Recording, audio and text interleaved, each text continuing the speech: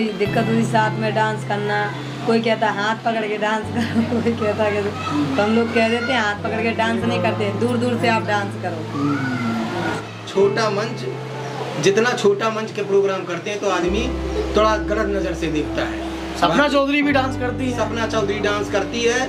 सपना चौधरी 2 घंटे के 4-5 लाख रुपया लेती है, 4-5 गनर लगे होते हैं। ये उनका नसीब है, ये उनका सौभाग्य है, जो उनका क्रेडिट है। हमारे पास सपना से भी अच्छे अच्छे डांसर हैं, मगर किस्मत नहीं है। साथ में 6 आदमी की टीम पहुंची, आपके दरवाजे पहुंची, तो बारात जाए जितनी बड़ी हो गांव से भारी नहीं होती। बिल्कुल, चाहे 100 राइफलें जाए या 200 जाए, बारात गांव से बड़ी नहीं होती। तो हम लोग 6 आदमी गए, तो वहाँ हम लोग तो अपना दबाव में रहते हैं। गांव का कुत्ता शेर होता, तो वहाँ पे वो अपनी दादागिरी भौकाल, जैसे हम भी उनके तेवर में तेवर मिला रहे हैं, तो हमें डर लगता है कि मारने ना लगे, तो हम लोग हर चीज को बर्दाश्त करते हैं। वो रंडी भी कह जाते हैं, तो अपना मैनेजमेंट कर लेते हैं, बर्दाश्त करते हैं। तो नहीं, आपके बच्चे कहाँ यहीं पे है, वहाँ पे गाँव में रहते हैं। जिसके कोई नहीं है रखने वाला तो अपने साथ में ले आता है, और जिसके रखने वाले हैं तो गाँव में रहते हैं। अब जिसके हमारे सास नहीं, ससुर नहीं, जेठ नहीं, जेठानी नहीं, तो साथ में ले आए। हमारे सास है, ससुर है, तो खुद अपने घर में इसको रखते। मतलब शिक्षा पे जोर जो है वो देते हैं। कुछ ऐसे भी लोग हुए, जो पिंटू जी से हमारी बात हो रही थी, पिंटू जी कि जो आपके प्रोफेशन को छोड़कर कुछ और पकड़ लिया उन्होंने, आपके धंधे को छोड़कर, डांसिंग को छोड़कर कुछ और पकड़ लिया हो। कई लोग हैं, हम लोगों की बिरादरी में कम से कम 40% लोग ऐसे हैं जो सरकारी नौकर हैं और जॉब करते हैं, इस बिजनेस से बहुत दूर है। जैसे हमारे लखनऊ में ही है, फेरा हॉस्पिटल में डॉक्टरी की पढ़ाई कर रहे हैं। अच्छा। हमारे गांव के बगल के एक हैं बागरमऊ के, नसीरापुर के, जो यहाँ झांसी में कहाँ पे ललितपुर में है, चिकित्सक के डॉक्टर हैं। कई ऐसे हैं जो मतलब 40% ये बिजनेस हम लोग नहीं करते हमारी बिरादरी में। और कुछ लोग ऐसे हैं जो कर रहे हैं, जो अपने पैसे के आधार पे, जैसे पैसा आ गया ज़्यादा तो वो बंद करने का भी उम्मीद रखे हैं। और शिक्षा वाली बात तो ये है कि जैसे पूर्वजों में शिक्षा बहुत कम मिली, तो जैसे शिक्षा कम मिली तो उस चीज़ को सुधारने में तो हमको टाइम लगेगा ही। जैसे अब हमें नहीं पढ़ा पाया पिताजी ने, तो हम अपने बच्चे पढ़ा रहे हैं। तो हम तो अपने कुछ जिंदगी तो अपना आप तो देख ही रहे हैं कि हम कैसे अनपढ़ गवार बैठे हैं, फिर भी हम पढ़े हैं काफी।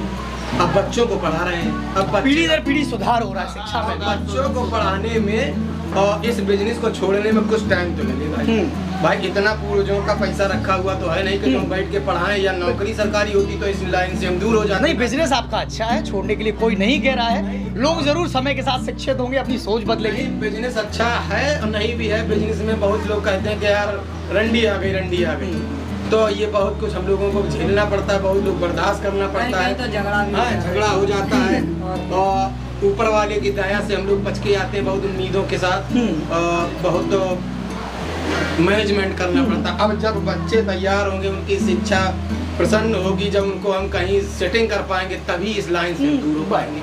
और इतना पैसा भी नहीं है कि जो हम बैठ के या नौकरी करके उसको पढ़ाएं और इस लाइन को छोड़ दें। तो ये हमारी मजबूरी है जो हम लोग ये नाच गाने का काम कर रहे हैं, और कुछ ही दिनों के लिए कर रहे हैं। जब तक बच्चे नहीं सही हो रहे हैं तब तक हमारा काम यही होता है, क्योंकि आगे की स्थिति हमारी इतनी खराब है कि हम जब तक बच्चा हमारा नहीं खड़ा होता है तब तक ये काम हम करते रहेंगे।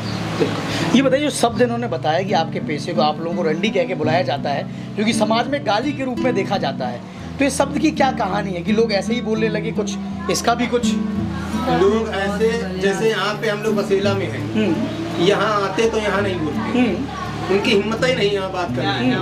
अब जैसे वहाँ पे हम लोग 6 आदमियों की टीम पहुँची, आपके दरवाजे पहुँची, तो बारात जाए जितनी बड़ी हो गांव से भारी नहीं होती। बिल्कुल, चाहे 100 राइफलें जाए या 200 जाए, बारात गांव से बड़ी नहीं होती। तो हम लोग 6 आदमी गए, तो वहाँ हम लोग तो अपना दबाव में रहते हैं। गांव का कुत्ता शेर होता, तो वहाँ पे वो अपनी दादागिरी भौकाल, जैसे हम भी उनके तेवर में तेवर मिला रहे हैं, तो हमें डर लगता है कि मारने ना लगे, तो हम लोग हर चीज को बर्दाश्त करते हैं। वो रंडी भी कह जाते हैं, तो अपना मैनेजमेंट कर लेते हैं, बर्दाश्त करते हैं। तो ये हमारा प्रॉब्लम है और यही हमारी। बिल्कुल, इस शब्द को एक चीज़ आप कर सकते हैं कि इस शब्द नर्तकी जो है, क्योंकि नाचने का इनका पेशा है, वो सबसे उपयुक्त शब्द है, इसका आप इस्तेमाल करिए आगे से। और ये बताइए कि नैना जी जैसे डांस करती हैं आप, क्या क्या दिक्कतें आती? कभी कभी चूँकि हमने भी अनुभव किया है, लोग डांस करते हैं, करीब आते हैं, कभी पाँव भी आप लोगों के कुचल जाते होंगे, कभी दिक्कतें होंगी। हमें ये भी बताया कुछ लोगों ने कि आलपिन वगैरह बहुत सारे आप लगा के जाती हैं कि कपड़ा वपड़ा कोई डांस जो कर रहा है साथ में वो कपड़ा ना मतलब खींच दे, तो ये क्या क्या दिक्कतें आती है? कपड़ा खींचने वाली नहीं ये कोई जैसे ज़्यादा लोग चढ़ते हैं तो अभी हम लोग उतार देते हैं कि आप लोग नाच लो पहले, हम लोग ऐसी कोई दिक्कत नहीं आती है। जैसे कोई कपड़ा खींचे, कोई कपड़ा फाड़े, डांस डांस किया तो किसी का पैर धोखे में रख गया, धोखे धड़ाके में रख दे जाता है। ऐसा नहीं कि कपड़ा अपना कोई खींचे। हाँ पिंटू जी क्या कह रहे थे? कपड़े वाली बात ये है कि कपड़े हम लोग इतना सुरक्षित पहनते हैं कि मतलब कोई ऐसा पहनावा नहीं पहनते जो हमारा शरीर दिखे। कोशिश हमारी ये रहती है लहंगा चुनरी पहनते, पूरे दुपट्टे से पीछे से पेट से लेके पिठी तक हम लोग बंद करके डांस करते हैं। भोजपुरी इंडस्ट्री में तो इतना मतलब अश्लीलता है, गाने में भी है, डांस में भी है, तो उस चीज को समाज बहुत अच्छी तरीके से देखती है। और हम लोग छोटा मंच, जितना छोटा मंच के प्रोग्राम करते हैं तो आदमी थोड़ा गलत नजर से देखता है। सपना चौधरी भी डांस करती है? सपना चौधरी डांस करती है। सपना चौधरी 2 घंटे के 4-5 लाख रुपया लेती है, 4-5 गनर लगे होते हैं। ये उनका नसीब है, ये उनका सौभाग्य है, जो उनका क्रेडिट है। हमारे पास सपना से भी अच्छे अच्छे डांसर हैं, मगर किस्मत नहीं है, साथ नहीं दे रही है, जो इस नतीजे पे हम लोग पड़े हुए हैं। सपना से मतलब सपना 50% है तो हमारे पास लड़कियां 100% डांस करने वाली है, मगर एक किस्मत होती है कि कोई चीज रह के भी नहीं बन पाती है। तो वो लाइफ है हमारे लोगों की किस्मत है, जो हम लोग 8-10 हज़ार का कार्यक्रम करते हैं। छोटा मंच के वाले प्रोग्राम मिलते हैं, हम बड़ा भी प्रोग्राम करते हैं। बड़े प्रोग्राम में कोई आसपास नहीं आता है, छोटे मंच में तखत भी चढ़ जाते हैं, डांस भी करने लगते हैं। तो ये समस्याएं हमारी रहती है। हमारे संवाददाता अवधेश जी भी हैं, कुछ सवाल हो अवधेश जी? मैं आपसे ये पूछना चाहूँगा, कितने परिवार यहाँ रहते हैं? टोटल कितने परिवार होंगे? यहाँ परिवार रहते हैं कम से कम 30-35 परिवार रहते हैं, ज़्यादा ही 30-35-40 परिवार के लोग रहते हैं। और जो कोरोना काल में प्रोग्राम बंद रहे हैं उसमें आप घर वापस चले गए होंगे? कोरोना काल में प्रोग्राम जितने भी हुए थे सब कैंसिल हो गए थे, सब अपने अपने घर चले गए थे। कुल मिला के 2 साल कोरोना काल का हम लोगों को सामना करना पड़ा। मदद मिली है कोई सरकारी? सरकार से कोई मदद नहीं मिली। राशन मिलता था, राशन कार्ड के जरिए से वो भी अब राशन कार्ड कट रहे हैं। आजकल के जमाने में मोटरसाइकिल या पक्का घर किसका नहीं है, समझ रहे हैं? तो राशन कार्ड भी कट रहे हैं। राशन कार्ड भी हम लोगों ने हैंड ओवर कर दिए कि चलो कोई ऐसी कोई समस्या ना आ जाए। जो कह रहे हैं कि 32 रुपए किलो के हिसाब से चावल ये सब जब से बना है तब से जुर्माना लिया जाएगा। हाँ, वो वसूली की बात कर रहे हैं, वो सामने आ रही है सोशल मीडिया के जरिए। हैंड ओवर कर दिए, सरेंडर कर दिए। और कोरोना काल में हम लोग अपने घरे रहे, नियम कानून का पालन किया। 2 साल हम लोग यहाँ। पिंटू जी जो बताए ब्रजवासी आपको बोलते हैं, तो ब्रजवासी आपके पीछे हिस्ट्री में जाएं, क्या आपके परदादा कैसे ब्रजवासी कैसे नाम पड़ा, और क्या मथुरा से वृंदावन से कुछ लेना? अब जैसे हमारे बुजुर्ग लोग बताते हैं, हम तो नए हैं, ज़्यादा पुरानी बातें हम नहीं जानते। जैसे बुजुर्गों ने ही बताया कि हम ब्रजवासी हैं, ब्रजवासी हैं। कुछ लोगों ने बाद में हम लोगों को 80 में नट लिखवा दिया।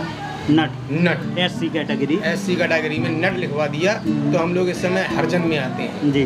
और बुजुर्ग लोग बताते हैं कि हम लोग ब्रजवासी हैं, ब्रज से ही ये नाच गाने का काम चला आया है और हम लोग नाच गाने का ही काम करते हैं। बुजुर्गों से ही यही होता आ रहा है, हम भी लोग यही कर रहे हैं। कुछ लोगों ने अपना सुधार किया है, नाच गाना बंद कर दिया है, अब नहीं करना चाहते हैं। और उम्मीद हमारी है कि हम भी लोग 1-2 साल में नाच गाने का कार्य बंद कर देंगे। अच्छा, क्योंकि बच्चा मेरा 11 साल का है और कुछ पैसों से भी। जैसे आपकी सोच ये है, बाकी यहाँ 30-35 फैमिली रहती हैं, सबकी सोच है क्या मिलती जुलती? सोच तो सबकी है कि ये काम ना करें। अच्छा, सोच सबकी है, मगर कुछ करा रहे हैं हम लोग से कुछ मिल नहीं रहा है, ना नौकरी मिल रही है, तो कहाँ से जो काम। चलो कम से कम जो डांस के शौकीन हैं उनके लिए तो खबर दुखदाई है कि शायद 3-4 साल में छोड़ के चले जाएंगे बसेला स्टैंड से, फिर कहीं दूर जाना होगा। और बाकी राघवेंद्र जी और भी क्वेश्चन हो तो आप करिएगा। बिल्कुल। तो ये बताइएगा, जैसे आप लोग जाते हैं, मिति का कितना चार्ज होता है? एक मिति का जगह जगह पे डिपेंड करता है, क्या होता है जो बुकिंग होती है आप लोगों की? मिति तो ऐसी है कि मतलब दूरी के हिसाब से, जैसे जनवरी, फरवरी, मार्च, अप्रैल, मई, इस डेटों में शादी विवाहों में हम लोग 10,000 से 11,000 तक की 3 लड़कियां या 4 लड़कियों का कार्यक्रम ले लेते हैं विद गाड़ी खर्चा, जिसमें 2,500-3,000 खर्चा भी निकल जाता है, 7-8 हज़ार रुपया बच जाता है। कुछ इनाम भी मिल जाता है, जैसे रात में कार्यक्रम किया, कुछ लोग इनाम भी दे देते हैं खुशी में, तो 10-11 हज़ार की मिति कर देते हैं सीजन में, और सीजन में 7-8 हज़ार का कार्यक्रम हम लोग कर लेते हैं ऐसा। तो ये बताइए, आपके प्रोफेशन में खतरा भी बहुत होता होगा, क्योंकि लड़ाई तो हर एक शादी में जहाँ आप जाती होगी लड़ाई होती होगी।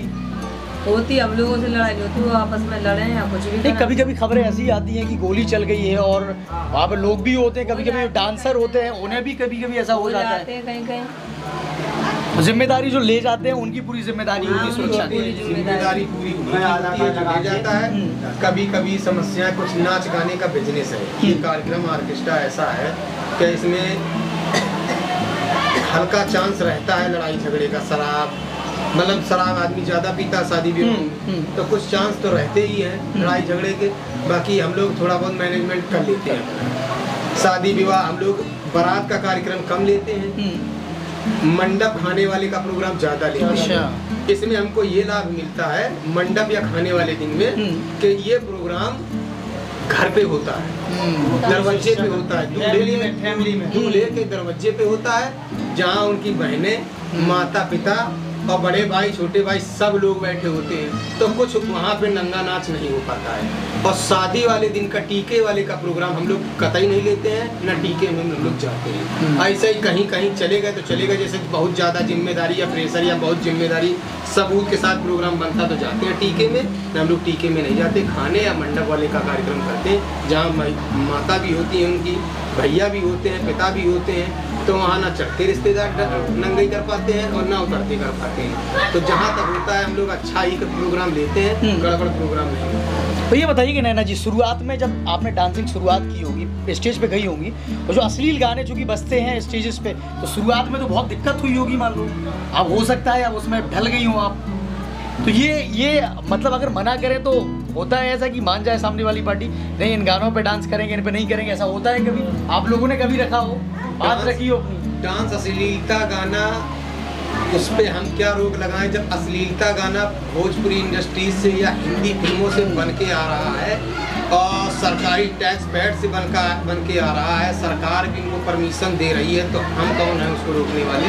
कोई नहीं है। हम लोग जब वो गाना चल रहा है यूट्यूब चैनल पे, फेसबुक पे कैस्टें बिक रही हैं, करोड़ों रुपए का फायदा हो रहा है, तो हमारे रोकने से तो रोक नहीं जाएगा।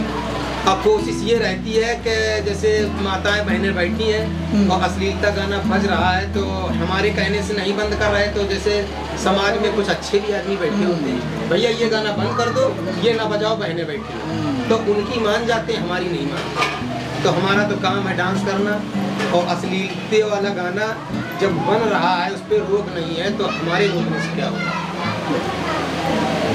तो सीमा जी अपने बच्चों को क्या शिक्षा देती है, क्या बनाना है आपको अपने बच्चों को, क्या सोचा है, कुछ सपने हैं? उनकी तकदीर है जो बन जाए, हम तो सोच रहे हैं कि अपनी लाइफ में बंद ही कर देंगे जी, बच्चे बड़े हो जाएंगे तो। हाँ। और उनकी किस्मत देखो कहाँ ले जाए। ये बताइए, पहले से आप कुछ असर आया है आपके धंधे में, लॉकडाउन से पहले की बात करें अभी? असर प्रोग्राम में असर तो कुछ नहीं आया, ये है कि शादी विवाह में जाते हैं, कार्यक्रम जैसे पहले होते हैं वैसे ही हो रहे हैं। ये है कि थोड़ा इसी क्षेत्र में हमको संकट का सामना उठाना पड़ता है। बाकी हमारे यहाँ लखनऊ में भी है, गोंडा में भी है, फरकाबाद में भी है, यहाँ से लेके बिहार तक कार्यक्रम हम लोग कर रहे हैं, बिहार नेपाल तक। बिहार मौसमी जी, लोगों से कुछ कहना है आपको, जो लोग ये दिक्कतें करते हैं उनसे कुछ कहना है, क्या क्या दिक्कतें होती हैं वो दिक्कतें ना करें? हाँ बोलो। बिल्कुल। अब चाहते तो सभी ऐसा ही है कि हमारे साथ दिक्कत ना हो, अब मगर दिक्कत तो आदमी कौन चाहता है कि हमारे साथ दिक्कत हो, सब यही चाहते हैं कि हम सुरक्षित रहें। बड़ी दिक्कतें क्या क्या होती हैं, और जो हो सकता है हमने अभी चर्चा की वो छूट गई वो चीज़ें, क्या क्या दिक्कतें होती जब कोई डांसिंग पे जाती हैं, आप डांस करती हैं? सीमा जी क्या दिक्कत होती है? वही दिक्कत होती साथ में डांस करना, कोई कहता है हाथ पकड़ के डांस करो, कोई कहता है कि तो हम लोग कह देते हैं हाथ पकड़ के डांस नहीं करते, दूर दूर से आप डांस करो। तो चलिए, हमारे साथ हम लोग यहाँ उत्तर प्रदेश के हमीरपुर ज़िले के बसेला में बैठे थे। यहाँ पर सभी लोग हैं जिनका डांसिंग प्रोफेशन है, पेशा है, जिनसे हमने बात की और जिन्होंने सभी लोगों ने खुल के सब बातें अपने पेशे के बारे में बताई हैं। कुछ आपसे अपील भी की है जिसको मानिएगा ताकि आपका गांव ब्लैकलिस्टेड ना हो। हमारे साथ धन्यवाद देते हैं हम कि नैना जी थी, सीमा जी थी और मौसमी जी थी जिन्होंने खुल के बात की है। और आप सब देख रहे थे जनता का राज। आपने अभी तक अगर चैनल को सब्सक्राइब नहीं किया तो चैनल को सब्सक्राइब करिएगा। धन्यवाद।